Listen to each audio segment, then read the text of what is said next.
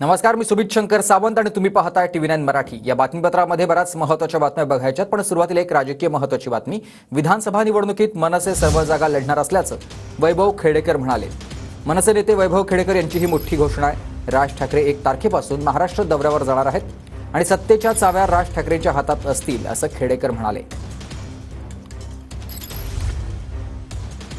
सन्माननीय राजसाहेब ठाकरे यांच्या निवासस्थानी महाराष्ट्रातल्या सगळ्या पदाधिकाऱ्यांची बैठक झाली आणि एक मात्र निश्चित आहे की येणाऱ्या विधानसभेमध्ये महाराष्ट्र नवनिर्माण सेनेच्या सर्व जागा ह्या महाराष्ट्रामध्ये लढवण्याचा निर्णय ह्या ठिकाणी झालेला आहे। सन्माननीय राजसाहेब ठाकरे येत्या 1 ऑगस्टपासून महाराष्ट्राच्या दौऱ्यावर निघतील।